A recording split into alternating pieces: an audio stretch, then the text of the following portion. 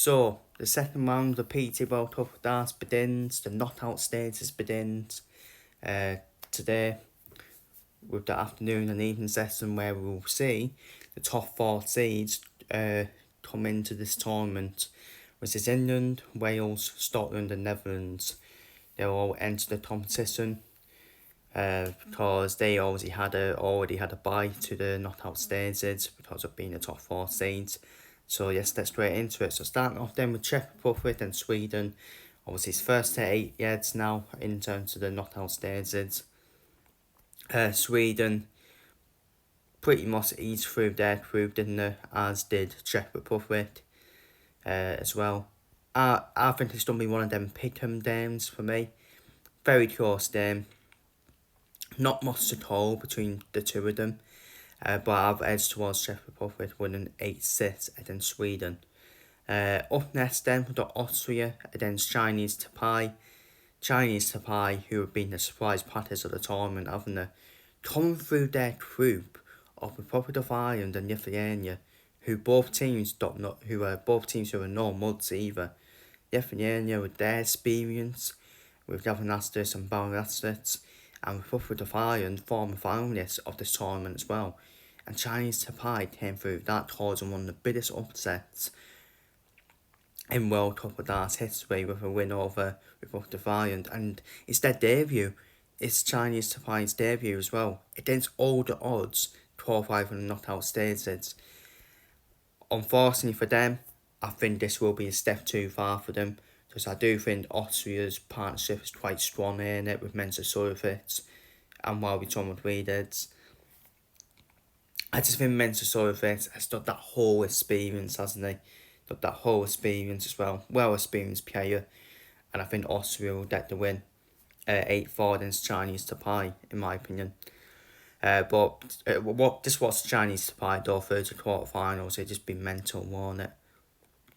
But up next, it's the first of the top 4 seeds who don't be in action.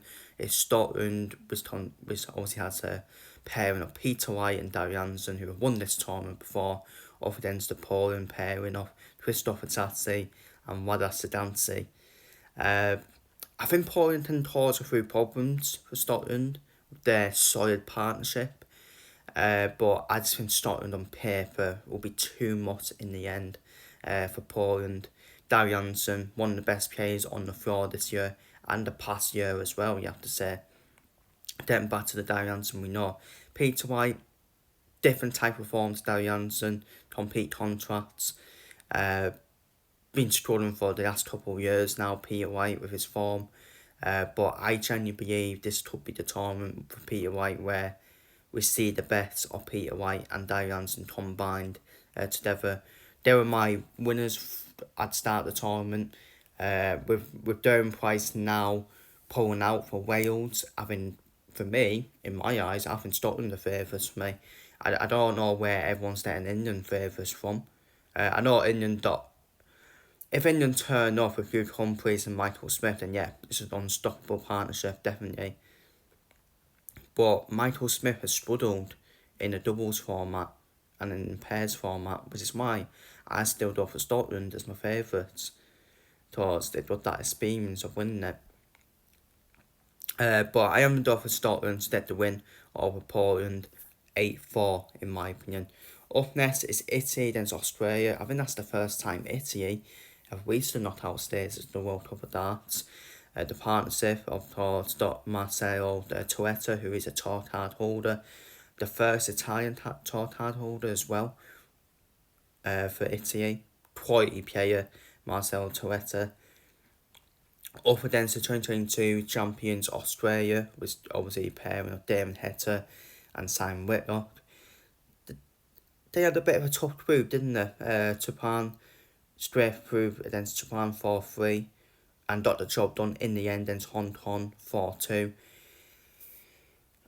Australia, they know how to win this competition as well. They know how to get through these type of rounds as well. I've gone for Australia to beat Italy by 8-5. Up next then we've got Northern Ireland against the host nation Germany. Everyone's hyping up Germany, saying it could be their year. It could be. I reckon it could be there, yeah. I think I genuinely believe Germany thought this is their best chance, Germany. I really do. I really do think this is their best chance, Germany. But as you can see from my predictions, I'm really impressed by Northern Ireland. I'm really impressed by Northern Ireland, the pairing of Josh Watt and Brendan Doran. Josh Watt's just got the power star, and hasn't he? He's got the power star on Josh Watt, and Brendan Doran is there. And Brendan Doran's just a great finisher, isn't he? He's a good finisher. And when it really matters, I think Brendan Doran can hit them crucial doubles as well. And Northern Ireland were my dark horses and outsiders for the tournament because I was so intrigued by that pairing. So, unfortunately for Germany, I think Northern Ireland did the win over Germany 8-5. And it might see it as another failure for Germany once again in the World Cup of Darts.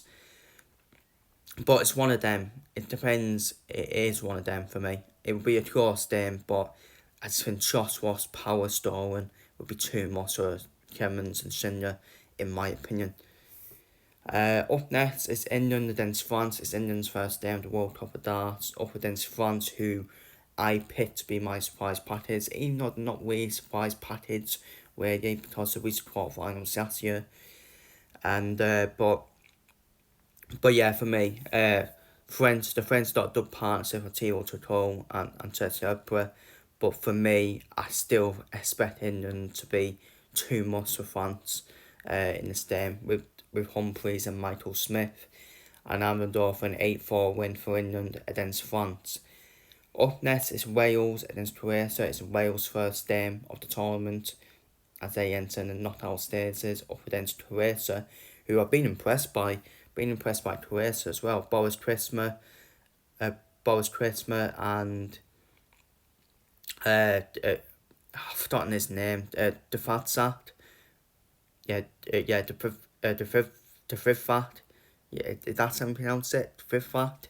His teammate. The fifth fact. I've seen the fifth fact on the Who Tour fence. He's a good little player, isn't he? And he's done some of the work to get Croatia through as well. So, and Wales, Darren Price has pulled out for Wales as well. For me, it's not the first tournament Darren Price has pulled out of. I think Darren Price, I said in my community post, I think there's more to it. And I genuinely believe Darren Price might actually quit darts before the end of the year, in my opinion.